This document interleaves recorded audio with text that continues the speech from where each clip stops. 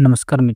મિત્રો ચૈત્ર વસાવા પર મનસુખ વસાવાએ લગાવ્યો મોટો ગુનો અને મનસુખ વસાવા એવું કહે છે કે ચૈત્ર વસાવા ખોટો છે અને તે ખોટા અમને બદનામ કરી રહ્યો છે અને જે તેમને છૂટો ગ્લાસ ફેંકીને માર્યો હતો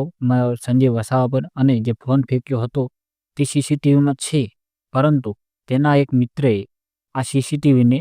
ડિલીટ કરી નાખ્યું છે તેવો આરોપ મનસુખ વસાવાએ ચૈત્રભાઈ વસાવા પર લગાવ્યો છે। તો મિત્રો તમારું તેના પર શું કહેવું છે કે ચૈત્ર વસાવા સાચા છે કે મનસુખ વસાવા?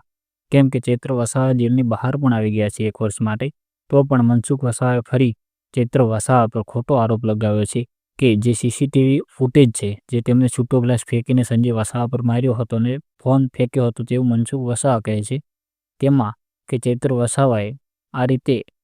જનતાને ડફોળ બનાવે છે અને ખોટી રીતે અમને ફસાવી રહ્યા છે એવું કહે છે મનસુખ વસાવા। તો મિત્રો તેના વિશે તમારું શું કહેવું છે તે તમે જરૂર કોમેન્ટ કરજો અને જો તમે આપણી ચેનલમાં નવા આવ્યા હો તો ચેનલને સબસ્ક્રાઇબ કરી દેજો અને વિડીયોને લાઇક કરી દેજો।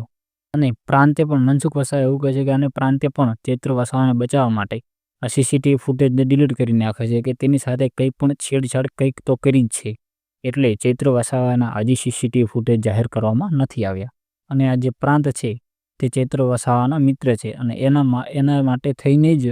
આ સીસીટીવી ફૂટેજને ડેમેજ કરી નાખ્યા છે અને આ સૌથી મોટામાં મોટો આરોપ જો લગાવ્યો હોય તો મનસુખ વસાવાએ ચૈત્ર વસાવા પર લગાવ્યો છે। તો આદિવાસી ભાઈઓ તમારું શું કહેવું છે કે ચૈત્ર વસાવા સાચા છે કે મનસુખ વસાવા, તે તમે જરૂર કોમેન્ટ કરજો